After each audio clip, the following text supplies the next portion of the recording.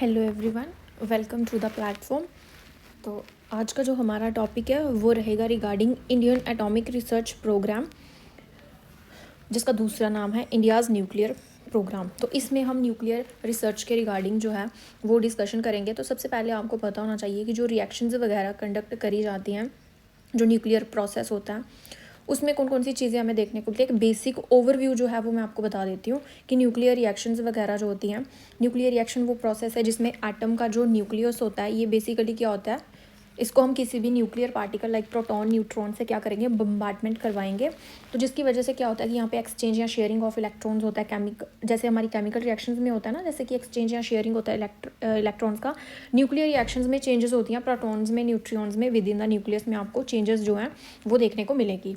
अब जैसे इसके जो की फीचर्स अगर हम देखें तो एनर्जी रिलीज होती है। आपने वो आइंस्टाइन का इक्वेशन जो सुना होगा, E = mc², वो इस पे लागू होता है कि एनर्जी रिलीज होती है, that comes from a small amount of mass, जब एनर्जी में कन्वर्ट हो जाता है। आइंस्टाइन की ये फेमस जो इक्वेशन दी गई थी, E = mc²।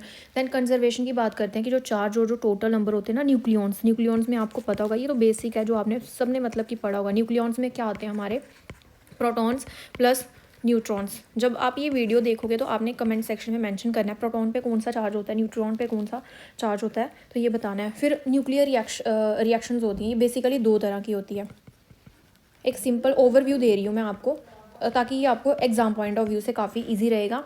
बाद में क्या करेंगे कि अगर आपको इसके रिगार्डिंग जो है वो प्रॉपर वीडियो चाहिए होगी, कि अगर आपको स्पेशली फ्यूजन अब जैसे फर्दर, ये हमारा नेक्स्ट टॉपिक है 3 स्टेज न्यूक्लियर पावर प्रोग्राम। किनका आइडिया था ये, होमी बाबा का प्लान था ये। तो इसके रिगार्डिंग अगर आपको प्रॉपर वीडियो चाहिए होगी, प्रॉपर फंक्शनिंग, प्रॉपर प्रोसेस किस तरह से जो है वो चलता है रिएक्शन का, वो फिर मैं आपको प्रॉपर उस वे में उस वीडियो में बता दूंगी। तो प्लीज़ आप कमेंट सेक्शन में मुझे बता देना। अब हम बात कर रहे हैं फ्यूजन की और फ्यूजन की। फ्यूजन तो हो गया जब दो चीज़ें आपस में क्या कर रही हैं, मर्ज कर रही हैं, फ्यूज़ कर रही हैं। और फ्यूजन में क्या होता है, जब कोई चीज़ क्या हो रही है, स्प्लिट हो रही है, डॉटर न्यूक्लियाई में फर्दर क्या कर रही है, टूट रही है।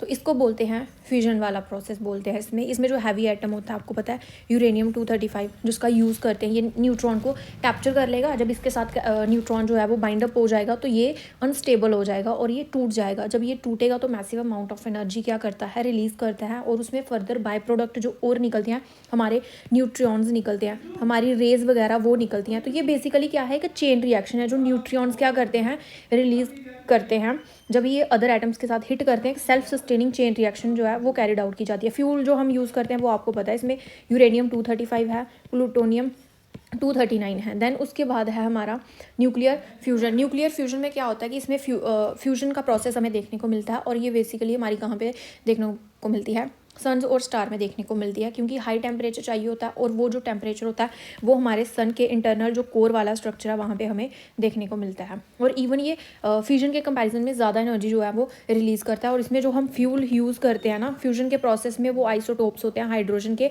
एक होता है ड्यूटेरियम, एक होता है एक होता है हमारा ड्यूटेरियम और एक होता है हमारा ट्रिटियम। ये है हमारे हाइड्रोजन के आइसोटोप जो एज अ फ्यूल हम क्या करते हैं, यूज़ करते हैं। देन इसमें हमारा फिर नेक्स्ट हम बात करते हैं कि जो फादर है इंडियन न्यूक्लियर प्रोग्राम के, वो है हमारे डॉक्टर होमी जहांगीर बाबा। और इन्हीं को father of Indian atomic energy program के नाम से जाना जाता है। देन नेक्स्ट है हमारा ऑब्जेक्टिव क्या है इंडिया एटॉमिक रिसर्च प्रोग्राम का, कि हमने न्यूक्लियर एनर्जी का पीसफुल वे में यूज़ करना है, इलेक्ट्रिसिटी को जनरेट करने में हेल्प करेगा। R&D हमारा जो रिसर्च एंड डेवलपमेंट है उसको प्रमोट करना है, न्यूक्लियर मेडिसिन डेवलप करनी है, national security and strategic deterrence का काम करता है ये, self reliance in nuclear fuel cycle. आपको फर्दर दूसरी कंट्रीज़ पे डिपेंड नहीं होना पड़ेगा। अगर आप खुद में ही इतने सेल्फ रिलायंट है कि आप खुद चीज़ों को जो है वो प्रोसेस कर रहे हैं, खुद बना रहे हो, तो आपको फर्दर दूसरी कंट्रीज़ पे जो है वो डिपेंड नहीं होना पड़ रहा है। तो एक होमी जहांगीर बाबा ने एक प्लान बनाया था, और ये काफ़ी पुरानी बात है कि उन्होंने देखो उस टाइम पे ही उनका मतलब कि कैसा विजन था, कि उन्होंने 3 स्टेज न्यूक्लियर पावर प्रोग्राम की बात करी थी, जिसमें 3 स्टेजेस में जो है वो प्रोसेस कैरिड आउट होगा। जिसमें हमारी पहली स्टेज है pressurized heavy water reactor. Pressurized जो हैवी वाटर रिएक्टर्स होते हैं, तो इसका जो हमारा सबसे पहले हमें देखने को मिला था ना, ये रिएक्टर कहाँ पे था, ये राजस्थान में हमें देखने को मिला था। और अदर एग्जाम्पल है काकड़ा पार, नरोरा। इसमें क्या है कि हम जो फ्यूल है वो यूज़ करते हैं नेचुरल यूरेनियम-238, यूरेनियम-235। ये एग्जाम पॉइंट ऑफ व्यू से काफ़ी इंपॉर्टेंट है कि इसमें मॉडरेटर कौन सा यूज़ होता है। क्योंकि देखो आप जब कोई भी न्यूक्लियर रिएक्शन जब चलती है उसमें हम कूलेंट का यूज़ करते हैं, मॉडरेटर का यूज़ करते हैं, कंट्रोल रॉड का यूज़ करते हैं। तो इसमें यही बताया गया है कि लाइक मॉडरेटर हम इसमें हैवी वाटर यूज़ करेंगे, ड्यूटेरियम ऑक्साइड यूज़ करेंगे। आउटपुट वही है कि हमने इलेक्ट्रिसिटी को जनरेट करना प्लस प्लूटोनियम 239। तो इसका जो प्रोडक्ट बनेगा वो बनेगा प्लूटोनियम, और यही प्लूटोनियम हम फर्दर यूज़ करेंगे स्टेज सेकंड के लिए। और स्टेज सेकंड वाले कौन से रिएक्टर्स होंगे? हमारे फास्ट ब्रीडर रिएक्टर्स होते हैं। इसमें हम प्लूटोनियम 239 जो हमारा फर्स्ट स्टेज में जनरेट हुआ था उसी को हमने सेकंड में एज अ फ्यूल के तौर पे फर्दर यूटिलाइज करना है यूरेनियम 238 के साथ। ये क्या करता है? इसको फास्ट ब्रीडर इसीलिए बोलते हैं क्योंकि ये फ्यूल ज़्यादा प्रोड्यूस करेगा एज कंपेरिजन, जितना ये कंज्यूम करेगा उसके कंपेरिजन में ये क्या करेगा? पैदा फ्यूल जो है वो ज़्यादा करेगा। इसमें प्लूटोनियम और यूरेनियम 233 जो है वो जनरेट होगा। तो इसमें जो प्रोजेक्ट हमें देखने को मिले थे प्रोटोटाइप फास्ट ब्रीडर रिएक्टर और कलपक्कम में हमें इसके प्रोजेक्ट इसके रिगार्डिंग देखने को मिले थे। अब थर्ड था कि थोरियम बेस्ड रिएक्टर्स। इसमें हम फ्यूल यूज़ करेंगे थोरियम 232 और साथ ही साथ में हम थोरियम जो है वो कन्वर्ट हो जाता है यूरेनियम 233 में। और इंडिया में हमें देखें तो वर्ल्ड्स के लार्जेस्ट जो थोरियम रिजर्व है वो देखने को मिलते हैं, और इसका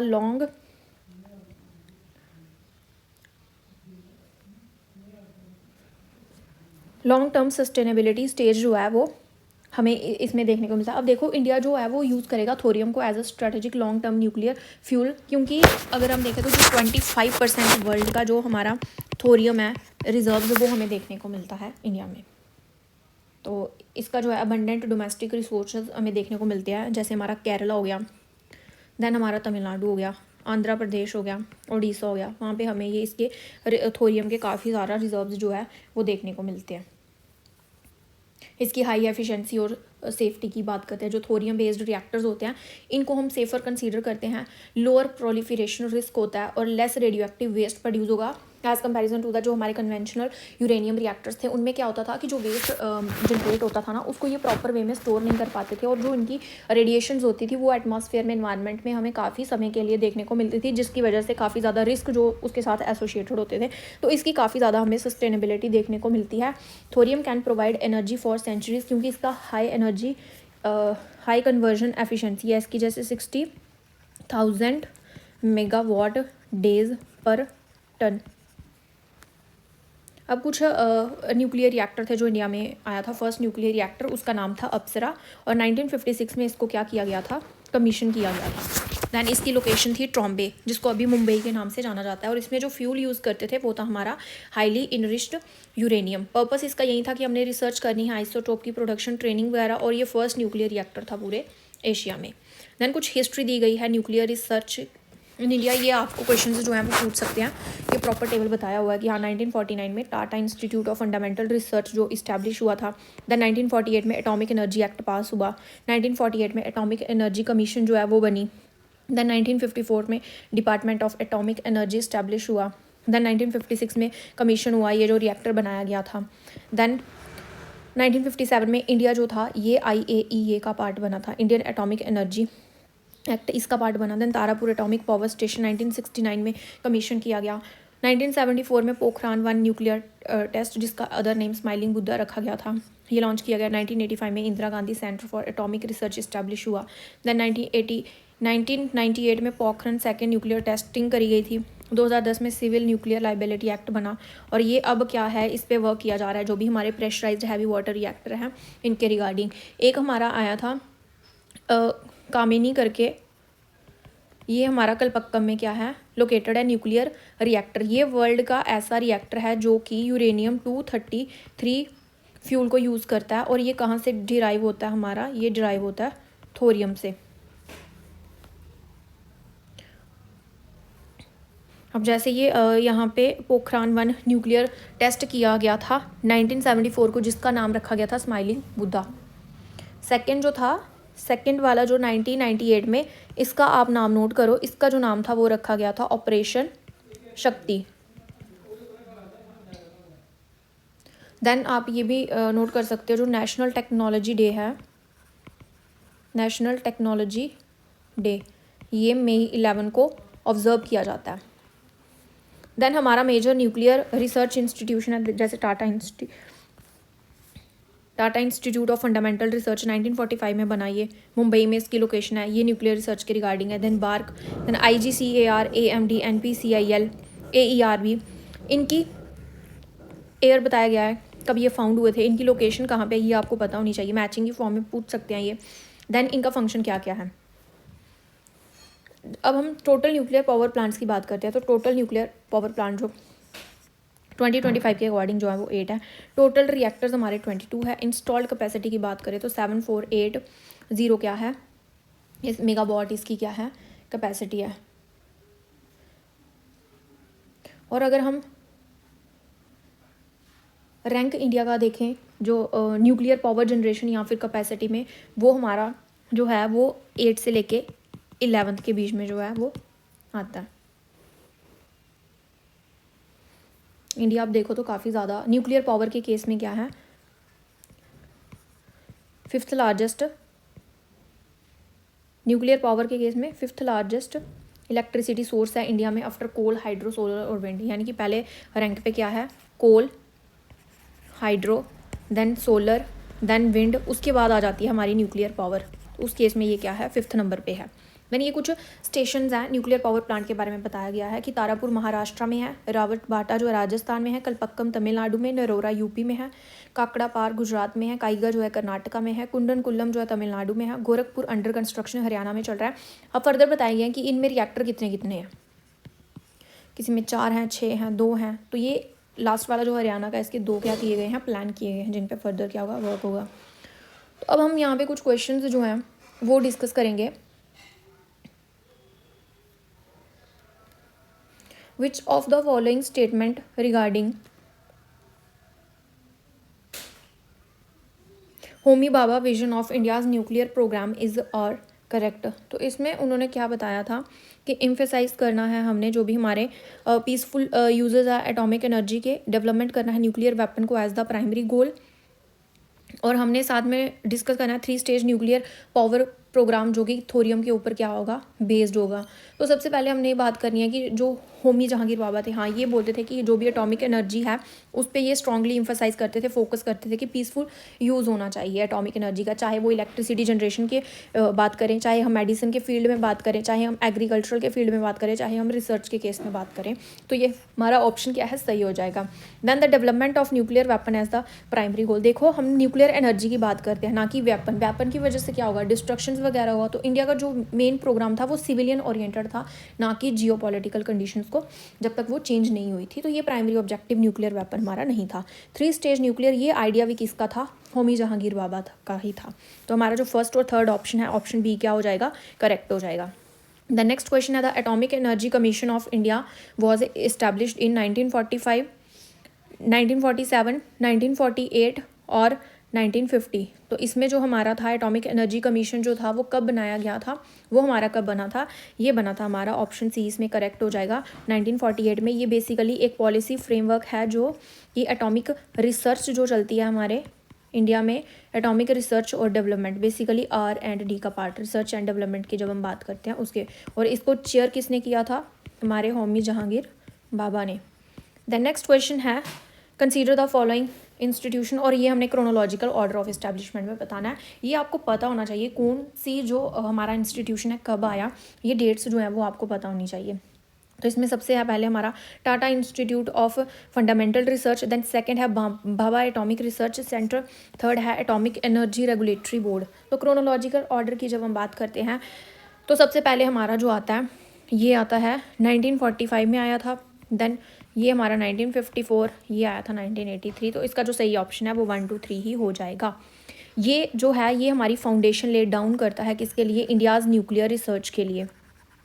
सबसे पहले स्टार्ट ही यहीं पे किया गया था। देन उसके बाद है हमारा ये जो बार्क है ये हमारा न्यूक्लियर साइंस के रिगार्डिंग था, और ये AERB ये रेगुलेटरी बोर्ड इस्टेब्लिश करा गया था सेफ्टी रेगुलेशन के रिगार्डिंग। The next question है which of the following correctly explains the 3 stage nuclear power program of India? Uranium, thorium, plutonium, uranium, plutonium, thorium, thorium, uranium, plutonium, then plutonium, thorium, uranium. तो इसका जो हमारा 3 stage nuclear power programme था, तो आपने ऊपर मैंने आपको थोड़ा डिस्कस ओवरव्यू दे दिया हुआ है कि जिसमें सबसे पहले क्या था कि यूरेनियम आएगा, देन उसके बाद प्लूटोनियम आएगा, देन थोरियम आएगा। तो ऑप्शन बी हमारा जो है करेक्ट हो जाएगा। स्टेज 1 जो था उसमें था हमारा PHWR pressurized heavy water reactor, ये यूज़ करेंगे नेचुरल जो हमारा यूरेनियम होता है, और ये फर्दर क्या करेगा, प्रोड्यूस करेगा प्लूटोनियम 239। व्हेन इसी प्लूटोनियम 239 को स्टेज सेकंड का जो फास्ट ब्रीडर रिएक्टर्स होगा वो यूज़ करेगा। और जन हमारी जो स्टेज थर्ड है उसमें हमारा जो थोरियम 232 है वो यूरेनियम 233 का क्या करेगा, यूज़ करेगा और लॉन्ग टर्म सस्टेनेबिलिटी प्रोवाइड करेगा। द नेक्स्ट क्वेश्चन है, इंडिया का first nuclear reactor Apsara was a pressurized heavy water reactor, a light water reactor, a swimming pool type research reactor, a fast breeder reactor. तो ये जो अप्सरा है reactor जो बनाया गया था ये बेसिकली क्या था, हमारा swimming pool type research reactor था, और ये 1956 में जो था कमीशन किया गया था रिसर्च, ट्रेनिंग और आइसोटोप प्रोडक्शन के लिए। देन हमारा नेक्स्ट क्वेश्चन है, which of the following reactor is associated with fast breeder technology? Tarapur atomic power station, Rajasthan atomic power station, Kalpakkam fast breeder test reactor, Narora atomic power station. तो इसका जो सही option है वो हो जाएगा हमारा Kalpakkam fast breeder test reactor. ये जो फास्ट ब्रीडर रिएक्टर है ये कहाँ पे लोकेटेड है, कलपक्कम यानी कि कलपक्कम तमिलनाडु में। और ये जो कूलेंट यूज़ करेगा, कूलेंट इसमें होगा लिक्विड सोडियम का यूज़ किया जाएगा, और ये भी फिजाइल मटेरियल को ज़्यादा बनाएगा then it consumes. Then next question है, consider the following statement about thorium in India. India has one of the world's largest thorium reserves. Thorium जो होता है that is directly fissile. Thorium 232 is converted into uranium 233। Correct option जो है वो हमने इसमें से सिलेक्ट करना है। तो देखो सबसे पहले जो स्टेटमेंट है कि इंडिया में जो है वर्ल्ड का लार्जेस्ट थोरियम रिजर्व हमें देखने को मिलता है। हाँ, अराउंड 25% ग्लोबली जो है वो हमारा लाइक करता है कहाँ पे, इंडिया में। स्टेटमेंट सेकंड की जो थोरियम है वो डायरेक्टली फिजाइल है। अब जो ये डायरेक्टली फिजाइल नहीं होता है, थोरियम क्या होता है बेसिकली हमारा फर्टाइल होता है। अब देखो फर्टाइल और फिजाइल में क्या डिफरेंस है। ये जो फर्टाइल होते हैं ना, ये क्या होते हैं कि खुद ये फ्यूजन रिएक्शन जो है वो नहीं करते हैं, पहले इनको डिके होना पड़ेगा, ये फिजाइल में कन्वर्ट होते हैं। और जो फिजाइल होते हैं इनको हम डायरेक्ट क्या करते हैं, यूज़ करते हैं। ये फर्टाइल होता है, इसको कन्वर्ट करना पड़ता है फिजाइल में। देन सेकंड गलत हो गया, thorium 232 is converted into uranium 233, और ये होता है हमारा न्यूट्रॉन की एब्जॉर्प्शन की वजह से। तो थर्ड जो है वो हमारा करेक्ट हो जाएगा, फर्स्ट एंड थर्ड हमारा करेक्ट ऑप्शन हो जाएगा। द नेक्स्ट है, the department of atomic energy works under the, ये जो डिपार्टमेंट है हमारा किसके अंडर वर्क करता है, ये ministry of power, ministry of science and technology, prime minister office, ministry of defence.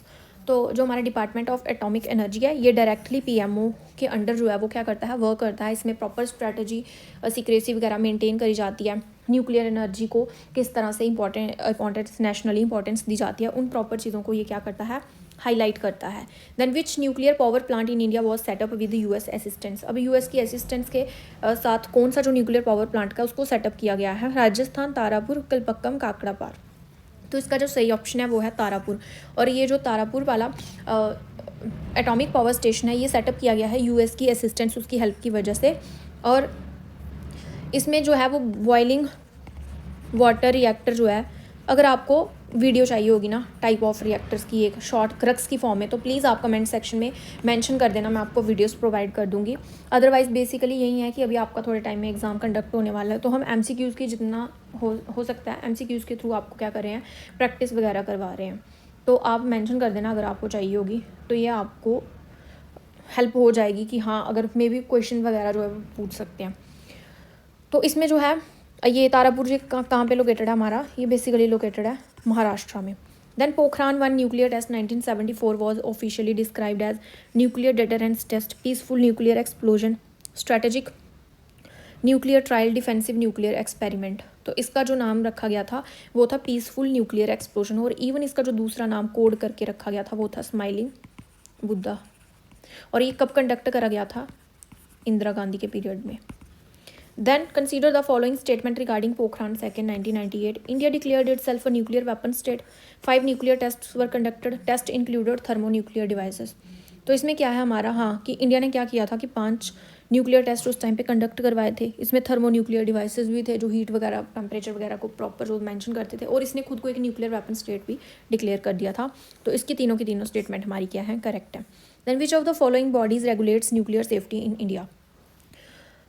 जो सेफ्टी के रिगार्डिंग रेगुलेशंस बनाते हैं तो वो कौन बनाता है हमारा, इसमें ऑप्शन दिए हैं atomic energy commission, department of atomic energy regulatory board, nuclear power corporation of India limited. तो इसका जो हमारा सही ऑप्शन है वो हो जाएगा एटॉमिक एनर्जी रेगुलेटरी बोर्ड। ये सेफ्टी और रेगुलेशन जो है वो बनाती है कि रेडिएशन से किस तरह से अपने आप को प्रोटेक्ट करना है, रिएक्टर से किस तरह से अपने आप को बचाना है, वो प्रॉपर सेफ्टी रूल जो है वो लेट डाउन करते हैं ये, और इन्वायरमेंटल को किस तरह से प्रोटेक्ट करना है। नेक्स्ट क्वेश्चन है हमारा, रिएक्टर दिया गया है और उसकी लोकेशन। ध्रुवा कहाँ पे लोकेटेड है, FVTR कहाँ पे लोकेटेड है, सीरस कहाँ पे लोकेटेड है। तो ध्रुवा जो है वो हमारा कहाँ पे है, ट्रॉम्बे में लोकेटेड है। FVTR जो है वो कलपक्कम में है और सीरस जो है वो तारापुर में है। तो ये इसका फर्स्ट ऑप्शन जो है वो करेक्ट हो जाएगा। देन नेक्स्ट है, which of the following is not a function of BARC. और बार्क का भाभा एटॉमिक रिसर्च सेंटर का कौन सा ऐसा फंक्शन जो नहीं है। तो इसमें दिया nuclear research, radio isotope production, nuclear power generation, nuclear fuel cycle development. तो कहीं भी हमने न्यूक्लियर पावर जनरेशन इसमें नहीं देखा है, क्योंकि बार्क जो है ये बेसिकली इसका फंक्शन ही R&D पे है, रिसर्च एंड डेवलपमेंट पे जो है ये बेसिकली क्या करता है, वह करता है। Then India's civil nuclear liability law is officially known as atomic energy act 1962, civil liability for nuclear damage act 2010, than nuclear safety act 2005, atomic energy regulation act 1998। जो इंडिया का सिविल न्यूक्लियर लाइबिलिटी लॉ था वो official किस नाम से जाना जाता था, वो जाना जाता था civil liability for nuclear damage act 2010। इसमें बेसिकली लाइबिलिटीज़ को फिक्सेस किया जाता था अगर कोई भी हमारा न्यूक्लियर एक्सीडेंट होता है। इसमें ऑपरेटर के राइट्स को अलो किया जाता था। तो ये जो सही ऑप्शन है इसका बी जो है वो सही ऑप्शन हो जाएगा। India limited is responsible for nuclear weapon development, research, reactor, commercial nuclear power generation या न्यूक्लियर सेफ्टी रेगुलेशन। तो जो हमारा NPCIL है ये बेसिकली किसके साथ डील करता है, ये डील करता है हमारा कमर्शियल न्यूक्लियर पावर जनरेशन। जो सी ऑप्शन है वो हमारा करेक्ट हो जाएगा। ये एक बेसिकली क्या है, पब्लिक सेक्टर अंडरटेकिंग है और ये किसके अंडर आएगा, डिपार्टमेंट ऑफ एटॉमिक एनर्जी। इसका मेन फंक्शन क्या है कि ये कंस्ट्रक्शन का काम करता है, ऑपरेशन का काम करता है और मेंटेनेंस करता है। जो भी हमारे कमर्शियल न्यूक्लियर पावर प्लांट्स होते हैं ये उनके साथ क्या करता है, डील करता है। Then which uranium deposits are located in Jharkhand. तो झारखंड में कौन सी जो यूरेनियम के डिपॉजिट है वो हमें देखने को मिलते हैं। पहला है जादूगुड़ा, तुम्मलापाले, डोमिया सियाट, चित्रदुर्गा। तो इसका जो सही आंसर है वो है जादूगुड़ा। ये इंडिया की क्या है, इंडिया की फर्स्ट और हमें साथ ही साथ में ये ओल्डेस्ट जो यूरेनियम माइन है वो यहाँ पे लोकेटेड है और ये सिंहभूम डिस्ट्रिक्ट में लोकेटेड है। और इसको ऑपरेट कौन करता है, UCIL, uranium corporation of India limited. Then which reactor uses natural uranium and heavy water. इसका है ऑप्शन है LWR, PHWR, FBR, BWR। तो ये इनके नाम आप देख लो। ये है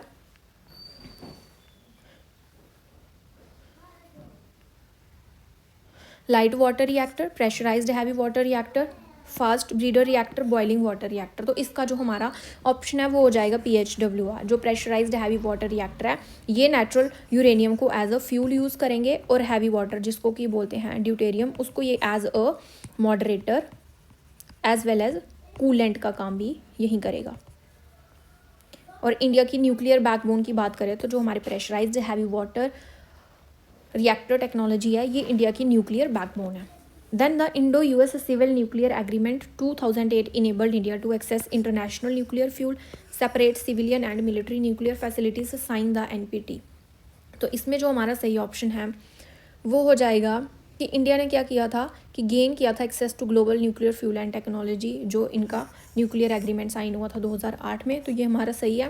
देन इंडिया ने सेपरेट कर दिया था कि जो सिविलियन और जो मिलिट्री न्यूक्लियर फैसिलिटीज़ होंगी उनको सेपरेट किया जाएगा। तो इंडिया ने साइन इसको क्या किया था, नहीं किया था। फर्स्ट एंड सेकेंड हमारा सही है। द नेक्स्ट क्वेश्चन है which of the following countries helped India in Rajasthan atomic power station. कौन सी कंट्री ने हेल्प किया था इंडिया को, राजस्थान एटॉमिक पावर स्टेशन को हेल्प किया था, उसको सपोर्ट किया था डेवलप करने में। USA, France, Canada, Russia. तो इसका जो हमारा सही ऑप्शन है वो हो जाएगा कनाडा।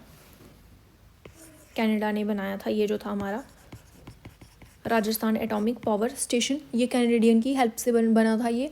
लेटर इसकी जो कॉपरेशन थी वो स्टॉप हो गई थी जैसे ही वो पोखरान वाला जो हुआ था ना ऑपरेशन, वो स्माइलिंग बुद्धा वाला 1974 में। तो उसके बाद इन्होंने कॉपरेट करना बंद कर दिया था। देन नेक्स्ट था the fast breeder reactor programme mainly aims reduce nuclear waste, produce more fissile material than it consumes, use light water as coolant, eliminate plutonium. तो जो हमारा फास्ट ब्रीडर रिएक्टर है ये बेसिकली क्या करता है, ज़्यादा से ज़्यादा फिजाइल मटेरियल बनाता है एज कंपैरिजन जितने की ये कंज्यूम करेगा। तो इसमें हमारे फास्ट ब्रीडर रिएक्टर है वो आते हैं, वो क्या करते हैं, कन्वर्ट करते हैं फर्टाइल मटेरियल को फिजाइल मटेरियल में कन्वर्ट करते हैं। और हमने देखा था कि फास्ट ब्रीडर रिएक्टर में ये इसेंशियल था, जो भी हमारी न्यूक्लियर प्रोग्राम का आइडिया जो होमी जहांगीर बाबा ने दिया था उनकी स्टेज सेकंड के लिए। ब्रीडर का मतलब होता है फ्यूल को क्रिएट करना। देन नेक्स्ट है हमारा, which Indian reactor is dedicated mainly to isotope production? Apsara, Dhruva, FBTR, काकड़ापार।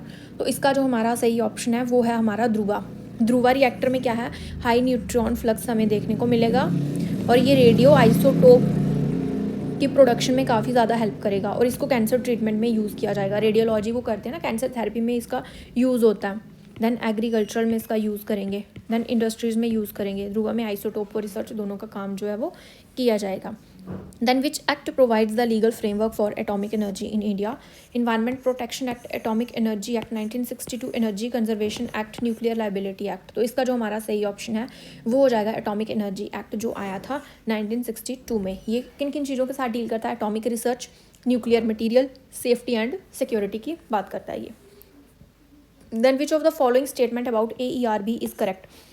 It is a constitutional body. It operates under NPCIL. It ensure nuclear and radiation safety. It control nuclear weapons। तो जो AERB हमने पढ़ा हुआ है कि ये बेसिकली इंश्योर करता है न्यूक्लियर और रेडिएशन सेफ्टी के रिगार्डिंग रूल्स रेगुलेशंस बनाता है, मोनीटर करता है रेडिएशन हैजार्ड्स को। देन नेक्स्ट है, which mineral is critical for India's thorium based programme? Bauxite, monazite, hematite, rutile. तो जो मोनाजाइट है इसमें वो हमारा सही ऑप्शन हो जाएगा। ये जो थोरियम के रिजर्व्स कहाँ पे देखने को मिलते हैं? मोनाजाइट जो सैंड्स होती हैं उसमें हमें देखने को मिलते हैं। जो मोनाजाइट सैंड्स होती है और ये कहाँ पे पाई जाती है? हमारे ये जो कोस्टल एरियाज़ होते हैं ना, इनके साथ में मोनाजाइट सैंड्स जो पाई जाती है। यहाँ पे थोरियम में काफ़ी ज़्यादा रिच है और ये स्टेज थर्ड जो रिएक्टर्स हैं उनमें ये काफ़ी हेल्पफुल रहेगा। द नेक्स्ट क्वेश्चन है, which Indian atomic facility is located at Trombay? Tarapur atomic power station, BARC, Kalpakkam, Kudankulam. तो इसका जो सही ऑप्शन है वो हमारा हो जाएगा बार्क, बाबा एटॉमिक रिसर्च सेंटर, जो कहाँ पे लोकेटेड है? ट्रॉम्बे में। अभी इसको क्या बोलते हैं? मुंबई। और इसमें research and R&D, research and development का काफ़ी जो है वो काम चल रहा है। ट्रॉम्बे को अगर हम देखें बार्क को, तो ये हार्ट है किसका? Heart of atomic research. Then India is not a signatory to which of the following? NPT, CTBT, IAEA safeguards, NSG guidelines. तो इंडिया जो है अगर हम देखें तो ये किसके साथ ही इसने क्या किया था? सिग्नेटरी नहीं था। NPT के साथ क्या था? सिग्नेटरी ये नहीं था।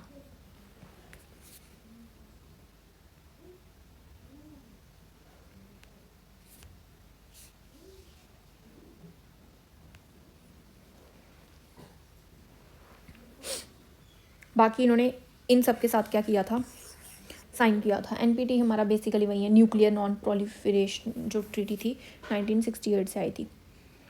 Then which coolant is use in fast breeder reactors in air? Light water, heavy water, liquid, sodium, helium. तो इसमें जो हमारा सही ऑप्शन है वो हो जाएगा, कूलेंट जो हम यूज़ करेंगे वो होता है हमारा लिक्विड सोडियम, क्योंकि ये एक्सीलेंट क्या करेगा? हीट को ट्रांसफर कर देगा, न्यूट्रॉन की मॉडरेशन को कम करेगा। इसेंशियल होता है ये फास्ट न्यूट्रॉन स्पेक्ट्रम के लिए। तो सही ऑप्शन है हमारा liquid sodium. Then which of the following best explains India's nuclear doctrine? First use policy, no first use policy, nuclear ambiguity, preemptive strike। तो इसमें जो हमारा सही ऑप्शन है वो हो जाएगा नो फर्स्ट यूज़। इंडिया ने प्लेज लिया था not to initiate nuclear attack, कि हम कभी भी क्या करेंगे? न्यूक्लियर अटैक की शुरुआत नहीं करेंगे। हम कब यूज़ करेंगे? जब हमें रिटेलिएट करना हो चीज़ों को। तो हमारा जो सही ऑप्शन है वो है no first use policy. The ultimate goal of India's atomic energy programme is to achieve nuclear weapons supremacy, replace all fossil fuels, ensure long term security using thorium, export nuclear reactors. तो जो हमारा इसका nuclear का वो जो था main हमारा objective था, गोल था, वो था long term energy security using thorium को हमने यूज़ करना है, क्योंकि इसके रिजर्व्स इंडिया के पास क्या है? लिमिटेड। यूरेनियम तो लिमिटेड है लेकिन थोरियम के रिजर्व्स अबंडेंट है, जो सस्टेनेबिलिटी और एनर्जी इंडिपेंडेंस को क्या करता है? इंश्योर करता है। तो इसीलिए इंडिया का जो अभी थर्ड स्टेज और न्यूक्लियर प्रोग्राम है वो किस पे बेस्ड होगा? वो थोरियम के ऊपर ही बेस्ड होगा। तो ये हमने कुछ क्वेश्चंस जो है वो डिस्कस करे गए हैं, मेन चीज़ें इसमें डिस्कस कर दी हैं। तो अब आपको अगर आपको प्रॉपर वे में पूरा उसमें है कि अगर आपने ये जो प्रोसेस है ना इसका न्यूक्लियर रिएक्टर्स का, ये काफ़ी लेंथी है। अगर आपने स्टेजेस पढ़नी है तो प्रॉपर अगर आप चाहते हो वो पढ़ाया जाए टाइप ऑफ न्यूक्लियर रिएक्टर, तो प्लीज़ आप मेरे को ना एक बार मेंशन कर देना।